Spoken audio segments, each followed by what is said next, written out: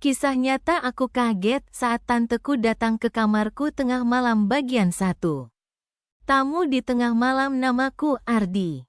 Saat itu usiaku 28 tahun dan aku masih tinggal di rumah peninggalan orang tuaku.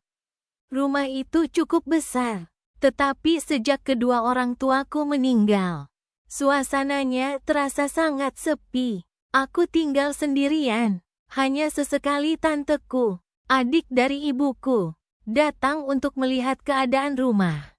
Namanya Tante Mira. Sejak kecil, dia memang cukup dekat denganku. Bahkan setelah orang tuaku tidak ada, dialah salah satu orang yang masih sering menanyakan kabarku. Namun, ada satu kejadian yang sampai sekarang masih sangat jelas dalam ingatanku. Kejadian itu terjadi sekitar pukul 1:30 dini hari. Malam itu aku sedang tidur pulas.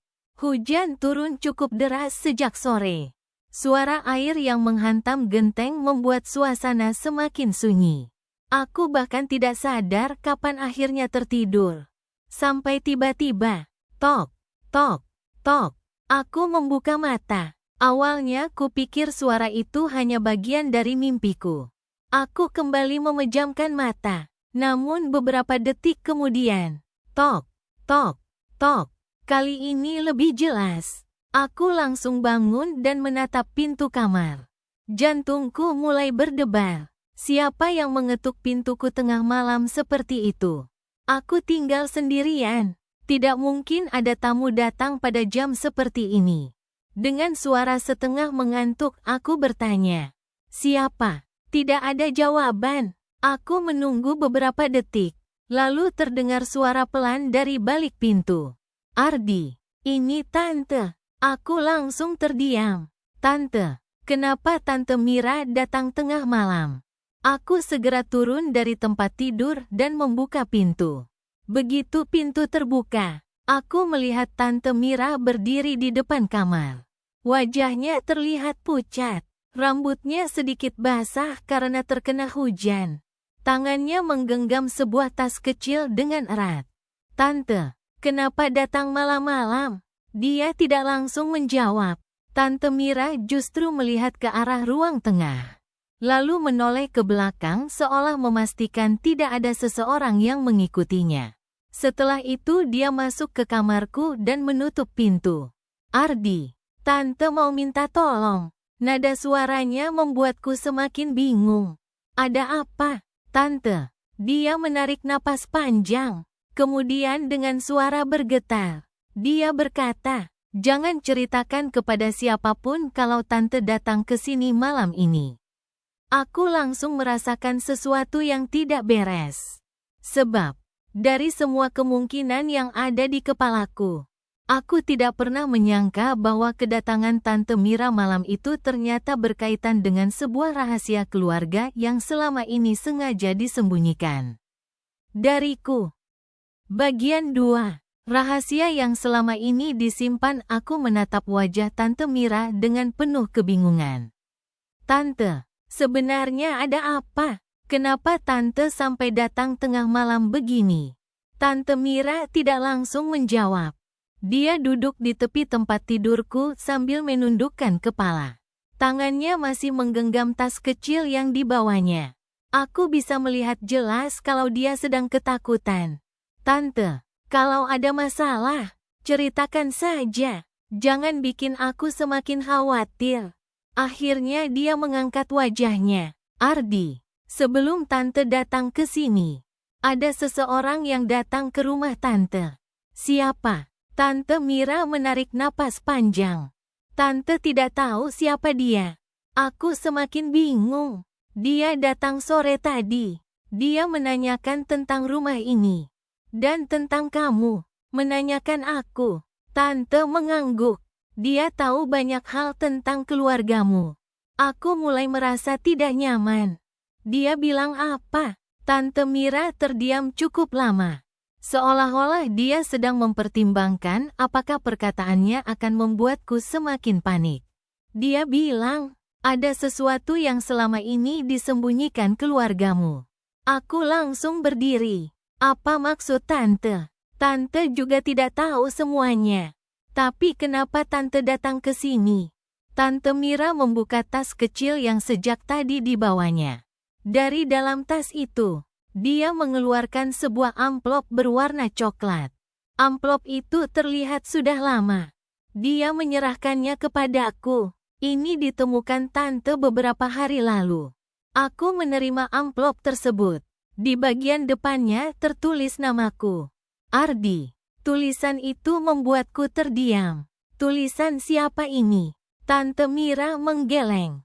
Tante tidak tahu. Aku membalik amplop itu. Tidak ada nama pengirim. Tidak ada alamat. Hanya satu tulisan kecil di bagian belakang.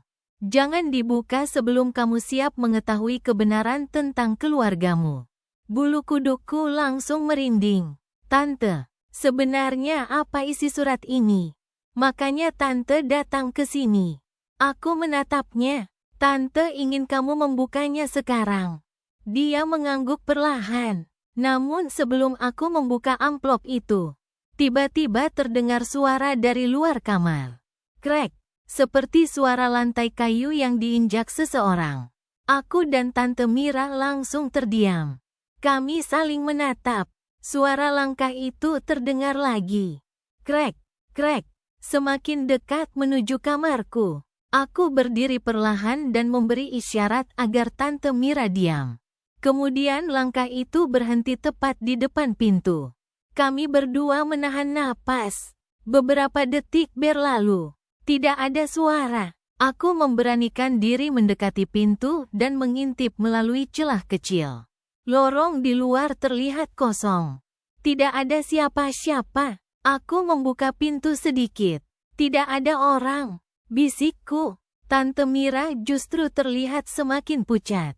Ardi. Iya, kalau tadi tidak ada siapa-siapa. Dia menatap ke arah jendela kamarku. Berarti siapa yang mengetuk pintu kamar kamu sebelum Tante masuk? Aku langsung terdiam. Baru saat itulah aku menyadari sesuatu yang selama ini tidak kupikirkan. Sebelum Tante Mira mengetuk pintu, memang ada suara ketukan. Tetapi kalau Tante baru datang dari luar, siapa yang mengetuk pintuku lebih dulu? Aku kembali menatap amplop di tanganku. Untuk pertama kalinya malam itu, aku merasa bahwa surat tersebut mungkin bukan sekadar surat biasa. Dan tanpa kusadari, sebuah rahasia lama sedang perlahan membuka pintunya kepadaku. Bagian 3. Isi surat yang mengubah semuanya. Aku masih berdiri di dekat pintu kamar sambil memandangi lorong yang kosong. Tidak ada siapa-siapa. Namun perasaan aneh itu belum juga hilang. Aku menutup pintu dan menguncinya. Tante, sebenarnya apa yang terjadi? Tante Mira hanya menggeleng. Tante juga tidak tahu. Ardi, tapi sebelum kamu membaca surat itu, Tante ingin kamu berjanji. Berjanji apa? Jangan mengambil keputusan apapun malam ini. Aku semakin penasaran. Memangnya isi surat ini separah apa? Tante Mira menatap amplop di tanganku. Entahlah, tapi ada alasan kenapa surat itu disimpan bertahun-tahun. Aku perlahan membuka amplop tersebut. Di dalamnya ada beberapa lembar kertas yang sudah menguning. Tulisan tangannya terlihat rapi, tetapi ada beberapa bagian yang tintanya mulai memudar. Aku membaca baris pertama. Untuk Ardi, anak yang mungkin tidak pernah mengetahui seluruh cerita tentang keluarganya. Tanganku langsung berhenti. Aku menatap Tante Mira. Kenapa surat ini bilang begitu? Tante Mira tidak menjawab. Aku melanjutkan membaca. Surat itu menceritakan tentang sebuah kejadian yang terjadi lebih dari 20 tahun lalu. Saat itu, keluargaku sedang menghadapi masalah besar. Ayahku pernah memiliki seorang sahabat dekat bernama Pak Damar. Menurut surat itu, Pak Damar pernah membantu keluargaku ketika mereka mengalami kesulitan ekonomi. Namun beberapa tahun kemudian, hubungan mereka tiba-tiba putus. Yang membuatku terkejut adalah satu kalimat berikutnya. Ada sebuah dokumen yang disimpan ayahmu dan tidak boleh ditemukan siapapun. Aku mengerutkan kening. Dokumen. Dokumen apa? Aku membaca halaman berikutnya. Disebutkan bahwa dokumen itu berkaitan dengan rumah yang sekarang kutinggali. Ternyata rumah tersebut pernah hampir berpindah tangan sebelum akhirnya tetap menjadi milik keluargaku. Aku menatap Tante Mira. Tante tahu soal ini. Dia mengangguk pelan. Tante tahu sebagian. Kenapa selama ini Tante tidak pernah cerita? Karena kakakmu. Tante Mira berhenti sejenak lalu mengoreksi ucapannya. Maksud Tante, ibumu pernah meminta Tante untuk tidak membicarakan masalah itu. Aku terdiam. Ibuku. Berarti selama ini ibuku mengetahui sesuatu.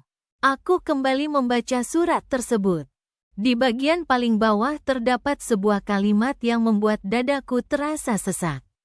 Jika suatu hari seseorang datang dan menanyakan dokumen tersebut, jangan percaya begitu saja. Karena orang itu mungkin datang bukan untuk mencari kebenaran, melainkan untuk mengambil sesuatu yang bukan miliknya. Aku langsung teringat perkataan Tante Mira. Sore tadi ada seseorang datang ke rumahnya dan menanyakan tentang diriku. Tante, iya, orang yang datang ke rumah Tante tadi. Apakah dia menyebut nama Pak Damar? Wajah Tante Mira berubah. Dia menatapku beberapa detik sebelum akhirnya mengangguk. Iya, aku merasa semakin tidak tenang. Siapa orang itu? Tante tidak tahu, tapi dia bilang sesuatu sebelum pergi. Apa? Tante Mira menelan ludah.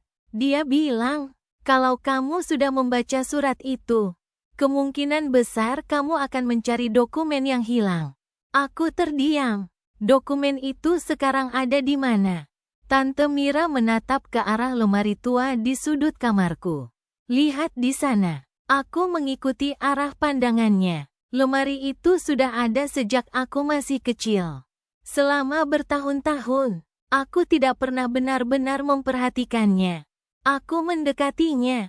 Ketika pintunya kubuka, aku menemukan beberapa barang lama milik ayah dan ibuku. Foto keluarga, buku-buku lama, dan sebuah kotak kayu kecil yang terkunci. Tante, aku menunjuk kotak tersebut. Apakah ini yang dimaksud surat itu? Tante Mira berdiri dan mendekat. Wajahnya mendadak pucat. Ardi, jangan dibuka. Aku menatapnya heran. Kenapa? Dia menjawab dengan suara pelan. Karena Tante pernah melihat kotak itu sebelumnya. Aku terdiam. Dan di dalamnya, Tante Mira belum sempat menyelesaikan kalimatnya ketika tiba-tiba terdengar suara ketukan dari pintu depan rumah. Tok, tok, tok. Kami berdua langsung saling menatap. Kali ini ketukannya terdengar jelas. Dan kemudian terdengar suara seorang laki-laki dari luar. Ardi, saya tahu kamu ada di dalam. Bagian 4. Orang misterius di depan pintu aku dan Tante Mira langsung membeku. Suara laki-laki dari luar rumah terdengar semakin jelas. Ardi, saya tahu kamu ada di dalam. Aku menatap Tante Mira. Wajahnya yang sejak tadi sudah pucat kini terlihat semakin tegang. Tante, siapa dia? Tante Mira menggeleng. Jangan buka pintunya. Aku berjalan perlahan menuju ruang tengah. Dari balik tirai jendela, aku mencoba melihat ke halaman. Hujan masih turun cukup deras. Di bawah cahaya lampu teras, terlihat seorang laki-laki berdiri di depan pagar. Dia memakai jaket gelap dan memegang sebuah payung. Aku tidak mengenalnya. Laki-laki itu kembali mengetuk pintu.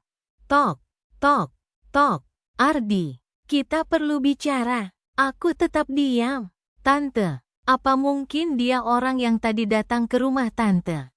Tante Mira mengangguk pelan. Kemungkinan besar. Kenapa dia tahu aku ada di sini? Tante Mira tidak menjawab. Kemudian laki-laki itu berkata dari luar. Saya tidak datang untuk membuat masalah. Saya hanya ingin mengambil sesuatu yang seharusnya memang menjadi hak keluarga kalian. Aku langsung teringat kotak kayu di kamarku. Aku kembali masuk ke kamar dan mengambil kotak tersebut. Tante, apa isi kotak ini? Tante tidak tahu semuanya, tapi Tante pernah melihatnya. Tante Mira menarik napas. Beberapa tahun lalu, ayahmu pernah bertengkar hebat dengan seseorang. Malam itu Tante datang ke rumah ini. Tante melihat ayahmu menyimpan kotak tersebut. Siapa orang yang bertengkar dengan ayah? Tante Mira menatapku. Pak Damar. Aku terdiam. Berarti surat itu memang berkaitan dengan laki-laki yang sekarang berada di depan rumahku. Aku mengambil kunci kecil yang tergantung pada sisi kotak. Anehnya, kunci itu ternyata cocok. Klik. Kotak terbuka. Di dalamnya ada beberapa lembar dokumen. Sebuah foto lama. Dan satu kunci lain yang jauh lebih kecil. Aku mengambil foto tersebut. Di foto itu terlihat ayahku bersama Pak Damar dan seorang perempuan yang tidak kukenal. Namun ada sesuatu yang membuatku terkejut. Perempuan itu sedang menggendong seorang bayi. Di belakang foto terdapat tulisan tangan ayahku. Kebenaran tentang anak ini harus tetap disimpan sampai waktunya tiba. Aku menatap foto itu berkali-kali. Tante. Suara Tante Mira terdengar pelan. Apa? Siapa bayi ini? Tante Mira tidak menjawab. Aku menatap wajahnya. Tante tahu, kan? Dia akhirnya menundukkan kepala. Ardi, Tante sebenarnya sudah lama ingin mengatakan sesuatu kepadamu. Apa? Sebelum dia sempat menjawab, suara laki-laki di luar kembali terdengar. Kalian menemukan kotaknya, bukan? Aku dan Tante Mira langsung terkejut. Bagaimana mungkin dia tahu? Laki-laki itu melanjutkan. Kalau sudah ditemukan, jangan dibawa kemana-mana. Karena dokumen di dalamnya bukan hanya tentang keluarga kalian. Aku menggenggam foto itu semakin erat. Tante, kita harus bagaimana? Tante Mira mendekatiku. Jangan keluar. Tapi kita harus tahu siapa dia. Tante Mira menggeleng. Justru itu yang harus kita cari tahu dulu. Aku kembali melihat foto tersebut. Semakin lama aku memperhatikannya, semakin terasa ada sesuatu yang janggal. Bayi dalam foto itu memiliki sebuah gelang kecil di tangannya. Dan di gelang itu tertulis sebuah nama. Ardi. Aku langsung terdiam. Tante Mira menutup wajahnya dengan kedua tangan. Air matanya mulai jatuh. Aku minta maaf. Aku merasa seluruh tubuhku lemas. Kenapa Tante menangis? Dia menatapku dengan mata berkaca-kaca. Karena selama ini ada satu hal tentang masa kecilmu yang tidak pernah diceritakan siapapun. Aku belum sempat bertanya lebih jauh ketika tiba-tiba terdengar suara pintu pagar dibuka. Laki-laki itu masuk ke halaman. Dan untuk pertama kalinya malam itu, aku menyadari, kedatangannya mungkin bukan untuk mengambil dokumen. Mungkin dia datang untuk mengungkap kebenaran tentang diriku. Bagian 5. Kebenaran tentang masa laluku. Suara langkah kaki semakin mendekat. Aku berdiri di ruang tengah sambil menggenggam foto lama itu. Tante Mira berada di belakangku. Masih terlihat sangat cemas. Beberapa detik kemudian, terdengar ketukan di pintu. Tok, tok, tok. Ardi, saya tidak akan masuk kalau kamu tidak mengizinkan. Aku menatap Tante Mira. Siapa sebenarnya dia? Tante Mira menghela napas panjang. Namanya Dimas. Dimas.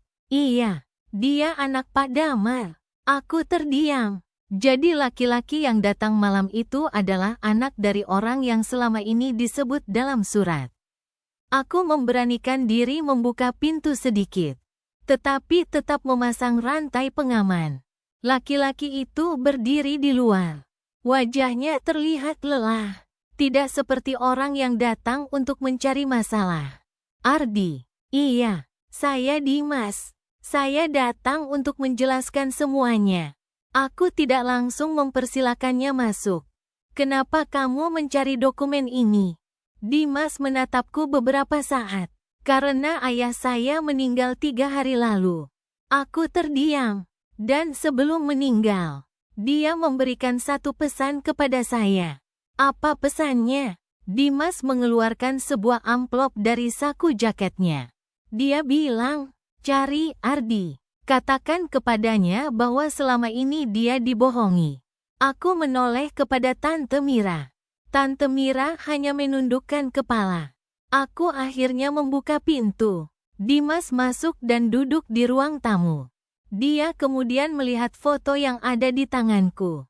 Itu dia. Siapa perempuan ini? Dimas menunjuk perempuan dalam foto tersebut. Itu ibu saya. Aku terkejut. Dan bayi ini. Dimas terdiam. Seharusnya saya tidak mengatakannya sebelum Tante Mira menjelaskan. Aku langsung menatap Tante Mira. Tante, sekarang aku ingin tahu semuanya. Tante Mira mengusap wajahnya. Ardi, perempuan itu adalah kakak dari ibumu. Aku mengernyitkan dahi. Tapi setahuku ibu tidak punya kakak. Itulah yang selama ini disembunyikan. Aku merasa seperti kehilangan keseimbangan. Tante Mira kemudian menceritakan bahwa sebelum aku lahir, keluargaku pernah mengalami konflik besar.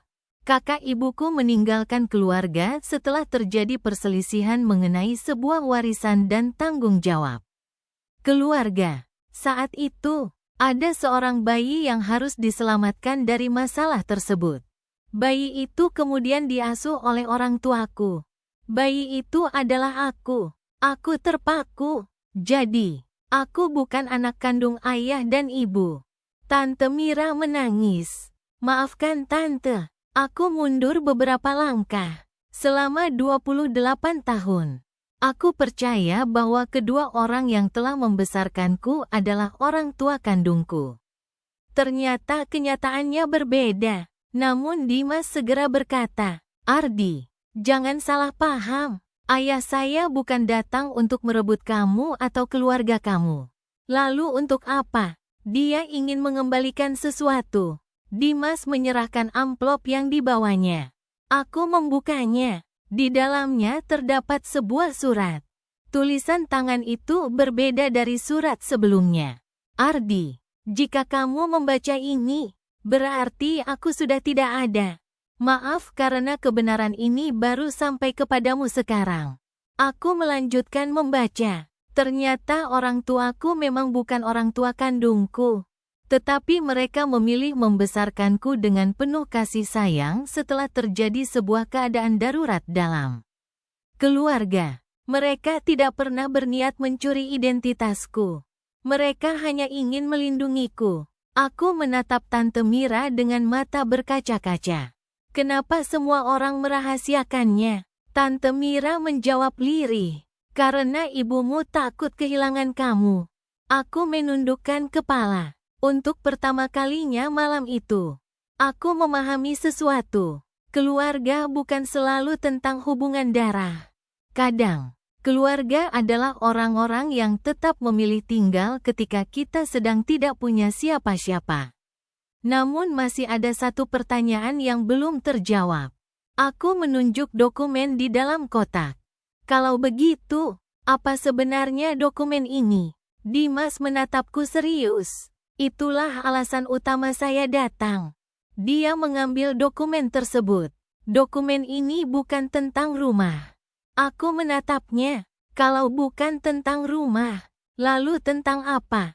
Dimas menjawab perlahan. Dokumen ini berisi bukti tentang siapa sebenarnya orang yang dulu menyerahkan kamu kepada keluargamu. Aku kembali terdiam. Dan saat itulah aku sadar. Rahasia terbesar dalam keluargaku ternyata masih belum terungkap sepenuhnya. Bagian 6. Kebenaran yang akhirnya terungkap, aku menatap dokumen yang diberikan Dimas dengan perasaan campur aduk. Setelah semua yang ku dengar malam itu, rasanya terlalu banyak kenyataan yang harus ku terima sekaligus. Jadi siapa yang menyerahkanku kepada ayah dan ibu? Tanyaku. Dimas tidak langsung menjawab. Dia menyerahkan dokumen itu kepadaku. Di halaman terakhir terdapat sebuah nama. Aku membacanya perlahan. Mira. Aku langsung menatap Tante Mira. Tante. Air mata langsung mengalir di wajahnya. Iya, Ardi. Aku tidak bisa berkata-kata. Tante Mira kemudian menceritakan semuanya. Bertahun-tahun lalu, saat aku masih bayi, keluargaku mengalami masalah besar. Ibuku saat itu belum mampu merawatku karena kondisi keluarga yang sangat sulit. Tante Miralah yang membantu mencarikan jalan agar aku bisa diasuh oleh kakakku, yaitu ibuku yang selama ini ku kenal. Namun ternyata, proses itu tidak sesederhana yang selama ini ku bayangkan. Ada konflik keluarga, masalah warisan, dan orang-orang yang ingin memanfaatkan keadaan. Karena itulah semua pihak sepakat menyimpan rahasia tersebut. Ayah dan ibumu tidak pernah menganggap kamu sebagai anak titipan, kata Tante Mira sambil menangis. Sejak pertama kali kamu datang, mereka menganggapmu sebagai anak mereka sendiri. Aku menundukkan kepala. Tiba-tiba semua kenangan masa kecilku terlintas dalam pikiran. Ayah yang selalu mengantarkanku sekolah. Ibu yang selalu menungguku pulang. Mereka yang rela bekerja keras demi membiayai hidupku. Tidak pernah sekalipun aku merasa kurang disayangi. Dimas kemudian berkata, ayah saya selama bertahun-tahun merasa bersalah karena membiarkan rahasia ini terus disimpan. Sebelum meninggal, dia meminta saya memastikan kamu mengetahui kebenarannya. Aku mengusap air mata. Jadi kalian datang bukan untuk mengambil rumah ini. Dimas menggeleng. Tidak. Rumah itu tetap milikmu. Ayah hanya ingin semua dokumen keluarga berada di tangan orang yang tepat. Aku terdiam cukup lama. Lalu aku menatap Tante Mira. Kenapa Tante datang ke kamarku tengah malam? Tante Mira tersenyum sedih. Karena Tante takut. Tante tidak tahu siapa yang datang mencarimu. Tante khawatir orang itu berniat buruk. Jadi Tante memilih datang langsung untuk memastikan kamu aman. Saat itulah aku teringat ketukan pertama di pintuku. Ternyata bukan Dimas. Bukan pula orang asing. Tante Miralah yang mengetuk pintu sebelum masuk. Dia sengaja tidak langsung menjawab karena takut seseorang mengikutinya. Aku tersenyum kecil. Jadi selama ini aku yang terlalu banyak berpikir. Dimas ikut tersenyum. Mungkin, malam itu, untuk pertama kalinya setelah bertahun-tahun, sebuah rahasia besar dalam keluargaku akhirnya terbuka. Memang benar, aku bukan anak kandung dari orang yang selama ini kupanggil ayah dan ibu. Tetapi setelah mengetahui seluruh ceritanya, aku justru semakin yakin bahwa kasih sayang tidak selalu ditentukan oleh hubungan darah. Orang tua adalah mereka yang membesarkan kita, menjaga kita, mengajarkan kita ketika salah, dan tetap mencintai kita ketika dunia terasa begitu berat. Sebelum pulang, Dimas menyerahkan seluruh dokumen kepadaku. Jaga baik-baik, katanya. Aku mengangguk. Setelah Dimas pergi, aku berdiri di depan jendela kamar sambil memandangi hujan yang mulai reda. Malam itu mengubah banyak hal dalam hidupku. Aku kehilangan sebuah kenyataan yang selama ini ku percaya. Tetapi aku menemukan sesuatu yang jauh lebih berharga. Aku menemukan alasan mengapa ayah dan ibu begitu mencintaiku. Dan sejak malam itu, setiap kali mengingat Tante Mira datang ke kamarku tengah malam, aku tidak lagi merasa takut. Aku justru bersyukur. Karena kalau malam itu dia tidak datang, mungkin aku tidak akan pernah mengetahui kebenaran tentang keluargaku.